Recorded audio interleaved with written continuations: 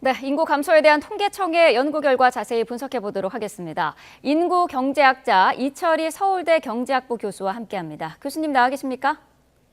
예, 안녕하세요. 네. 자, 이제 21년 뒤면은 모든 시도에서 인구의 자연 감소가 시작될 거다. 이런 예측이 나왔는데요. 어떤 의미인가요? 네.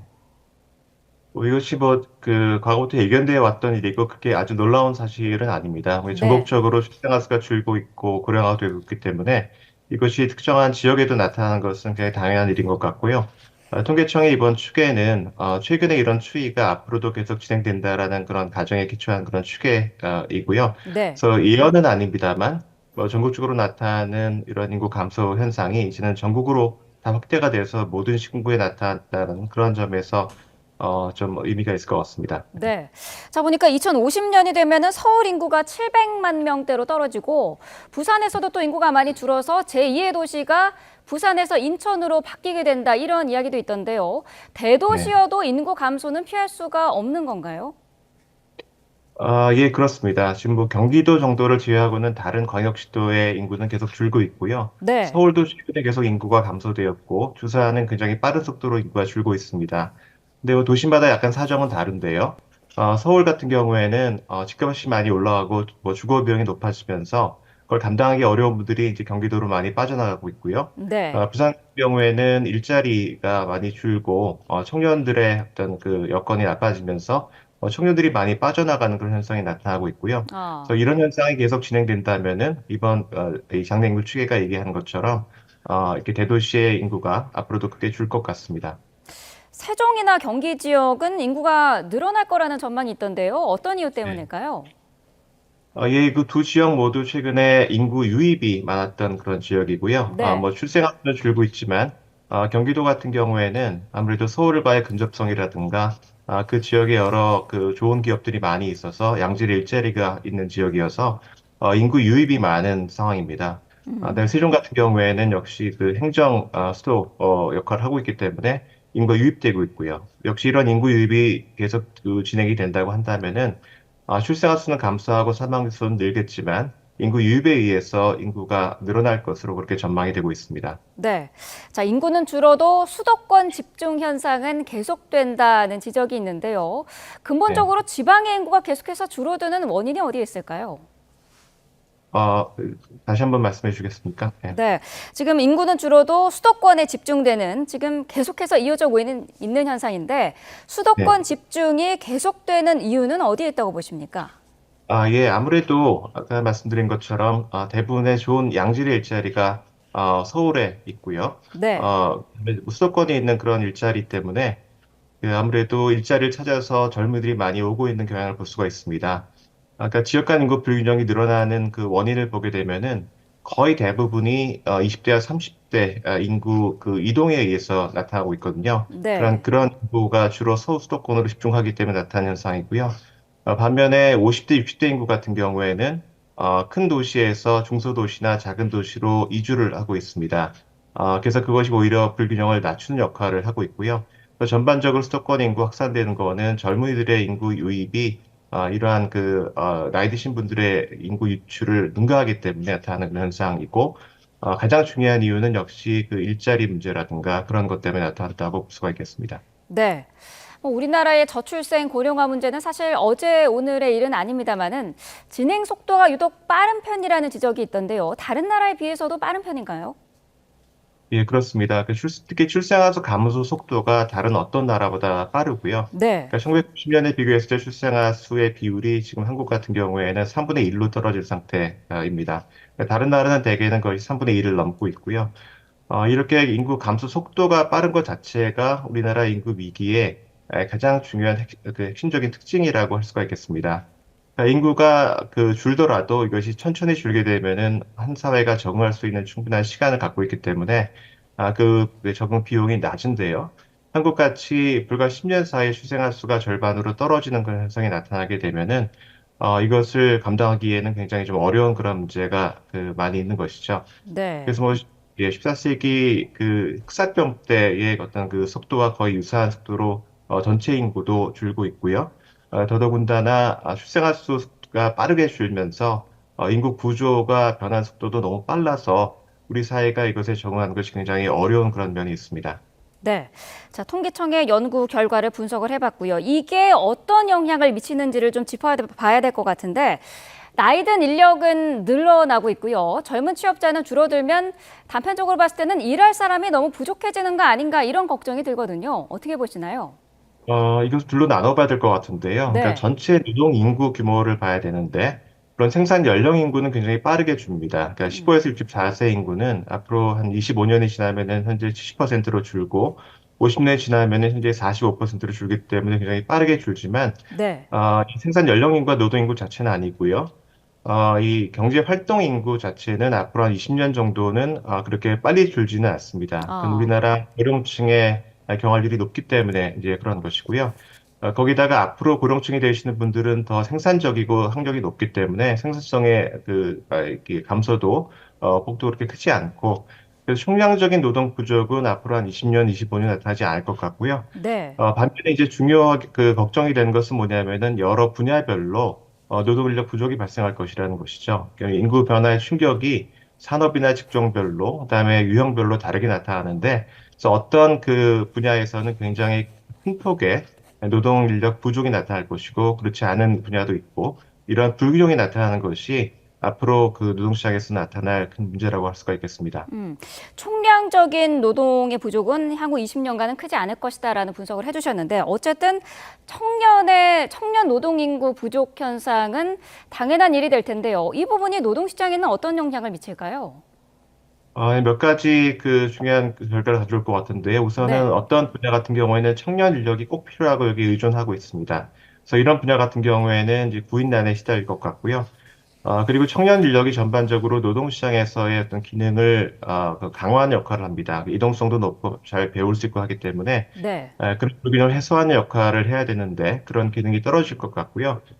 그리고 분야마다 취업자의 어떤 연령 구성이라든가 연령별로 어떤 고용 상황이 다르기 때문에 그 분야별 불균형이 발생할 수가 있습니다. 그래서 어떤 분야 같은 경우에는 특별히 인력이 많이 부족해질 텐데요. 네. 지금 이 나온 것처럼 특히 그 앞으로 노동 공급이 많이 줄고 노동 인력이 부족해질 것으로 예상되는 그 업종이 뭐 운송이나 그 관련직이라든가 조리음식 서비스직, 농림축산직 이런 곳은 지금 나이 드신 분들이 빠져나가면서 네. 굉장히 큰 폭의 노동 인력 부족을 경험할 것 같았습니다. 음, 인력이 감소할 것으로 보이는 직군들을 짚어주셨는데 반대로 노동 공급이 증가하는 직군도 있을까요? 예, 일부 직종은 지금 한 중년층이 많고 그래서 이분들이 나이가 들면서 오히려 노동 공급이 늘어나는 그런 분야도 있는데요. 네. 대표적인 업종이 이제 교육 서비스, 그다음에 부동산, 법률 이런 분야에서는 오히려 인구 변화에 의해서 노동 공급 자체는 늘 것으로 예상이 됩니다. 근데 물론 노동 공급이 늘었다고 해서 취업자가 늘어나냐면 그렇지는 않고요. 그건 이제 수요가 어떻게 변화에 따라 다르겠지만 네. 인구 구조 변화 자체는 인력을 늘리는 요인으로 작용할 것이다라고 전망을 할 수가 있습니다. 네. 자, 말씀을 나누다 보니까 교수님께서는 지금 한창 논란이 되고 있는 의사 인력 수급 문제는 어떻게 보시는지도 궁금해지는데 정부는 사실 네. 고령화 때문에 의사가 더 필요하다는 입장이고요. 의료계는 저출생이기 때문에 의사 수가 늘리지 않아도 된다는 입장이거든요. 어떻게 네. 보십니까? 그건 이제 시기에 따라 다른데요. 한국은 네. 고령화가 진행됨과 동시에 인구가 줄고 있습니다. 근데 앞으로 한 30년, 2050년경까지는 인구 고령화 효과가 인구가 감소한 효과를 압도하기 때문에 오히려 의료 서비스, 그다음에 의사에 대한 수요가 늘어나고요. 그리고 저희가 추정한 바에 따르면 약 38% 정도가 늘어납니다. 2050년경 이후부터는 인구 감소 효과가 인구 고령 효과를 압도하기 때문에 의사에 대한 수요는 그 이후로부터는 줄어드는 이제 그런 그 시기에 따라서 좀 다른 그 변화가 나타나고요. 네. 그리고 여기에 대해서 좀만 더 말씀을 드리면은 의사 수가 2050년까지 이제 부족해지는 거는 맞습니다만 여기에는 이제 여러 가지 요건을 그 감안을 해서 종합적인 정책을 해야 된다고 생각을 하고요. 몇 가지 다른 이 정책 목표가 있습니다. 하나는 이제 의사를 양성하는 그런 이 교육의 질을 떨어뜨리면 안 된다는 것이 하나가 있고요. 네. 두 번째는 아까도 말씀드렸습니다만 의사 수를에 대한 수요를 결정하는 요인들이 가변적입니다. 그러니까 지금 음. 이런 그 추정은 지금 현재 연령별로 의료 서비스 그 수요가 동일할 것이라는 가정하에서 나온 것인데, 네. 그건 뭐 기술 변화라든가 사람의 선호 변화에 따라서 변하기 때문에 그것을 면밀하게 관찰을 해서 계속 그것을 조정해야 되는 그런 작업이 필요하고요.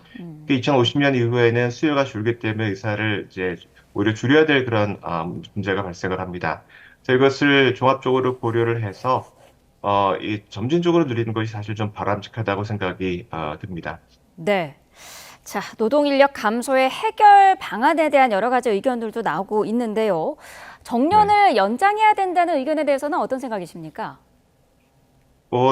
기본적으로는, 나이 드신 분들이 능력이 허락하는 한에 있어서 굉장히 오래 일하는 것이 꼭 바람직하다는 생각은 듭니다. 네. 근데 현재 우리나라의 그 인구 변화로 인한 노동시장의 여러 가지 그 여건을 고려했을 때, 정년 연장이라고 한 것이 앞으로의 노동수급 불균형을 해결하는 데는, 그렇게 효과적인 방안은 아니다라고 생각이 됩니다. 어, 우선 첫 번째 이유는, 아까도 말씀드렸던 것처럼 앞으로 한 20년 동안은, 총량적인 노동 인력 부족이 발생하는 것이 아니라, 특정한 부분에 특정한 유형의 인력이 부족해질 것으로 전망이 되거든요. 근데 정년 연장이라고 하는 것은 그와 관계없이 모든 분야, 모든 유형의 사람들이 나이 드신 분들의 고용을 늘리는 그러한 정책입니다. 그래서 약간 효과가 없고, 네. 그 다음에 또 하나는 뭐냐면은 아까 말씀드린 그 인력이 부족해질 것으로 예상되는 그런 업종을 보면은 뭐 사회복지 서비스업이라든가 운송업이라든가 그런 걸 보면은 정년이 별로 의미가 없는 그러한 일자리입니다. 그래서 네. 정년을 늘리더라도 그런 부분의 노동공급을 늘리기는 어려울 것 같다는 생각이 들고요.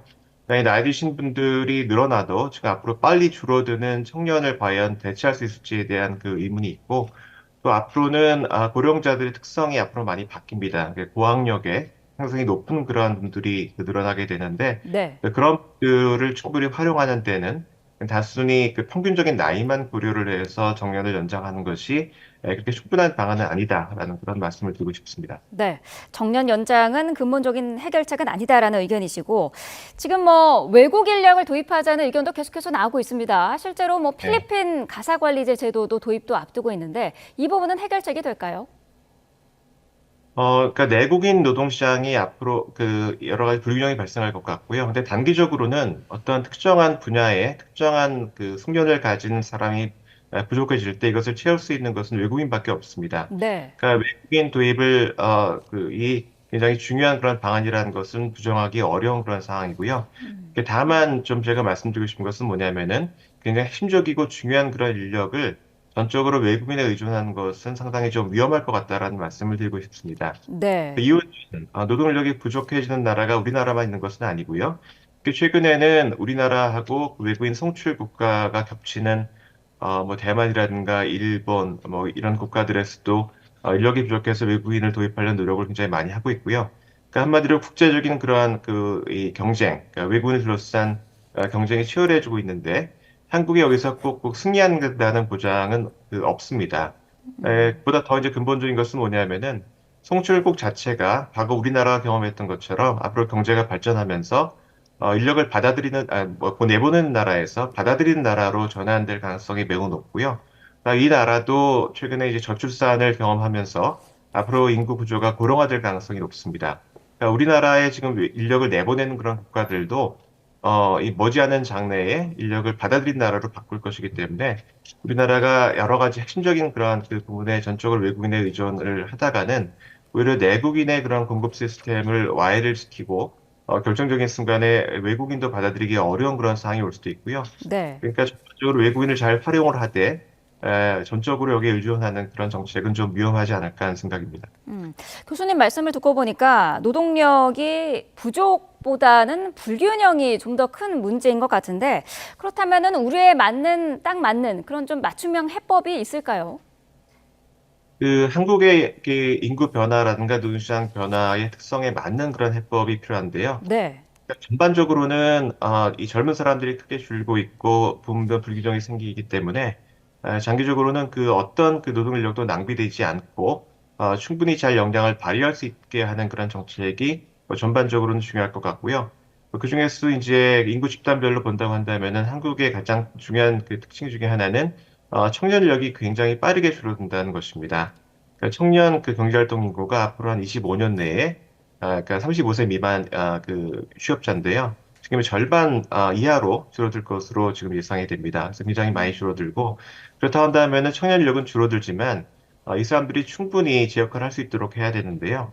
그렇게 하기 위해서는 교육을 개혁을 해서 줄어드는 청년이 지금 노동시장에 꼭 필요한 그런 인적 자본을 가지고 나갈 수 있도록 바꾸어야 되고요. 노동시장도 지금보다는 훨씬 더 그 유연해지고 이동성이 높아져서 네. 역시 또 많은 인력이 꼭 필요한 그런 분야로 적재적소에 배치될 수 있는 그러한 노력이 필요하다고 생각이 됩니다. 네. 네, 두 번째 변화는 이제 그 고령자가 많이 늘어나고요. 이제 고령자 중에서도 학력이 높고 생산성이 높고 이 건강이 좋은 그런 고령자들이 많이 늘어나기 때문에 그런 분들을 노동시장에서 잘 활용을 이제 해야 되는데 현재는 이제 그렇지 못합니다. 한국은 오히려 고학력 그 고령자의 고용률이 상대적으로 좀 낮은 편이거든요. 근데 이분들의 어떤 활용도를 높이기 위해서는 두 가지 조건이 갖춰야 된다고 생각을 하고요. 네. 하나는 노동시장에서 그 나이를 보지 않고, 나이를 따지지 않고, 그 사람의 생산성이라든가 그 사람의 역량을 보고, 고용이라든가 임금이 결정되는 그런 시스템으로 바뀌어야 될 것 같고요.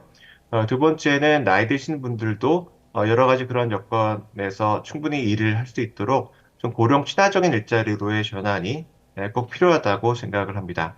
네. 마지막으로 이런 내국인이 충분히 채워주지 못하는 그런 일자리 같은 경우에는 그러니까 어떤 분야에 어떤 유형의 이 인력이 부족해질 것인지를 잘 추정을 해서 외국인 그 도입 시스템을 갖춰야 된다라는 그런 그 제안을 드리고 싶습니다. 네. 자, 지금까지 인구 경제학자 이철희 서울대 경제학부 교수와 자세한 이야기 나눠봤습니다. 오늘 말씀 감사합니다. 예, 감사합니다.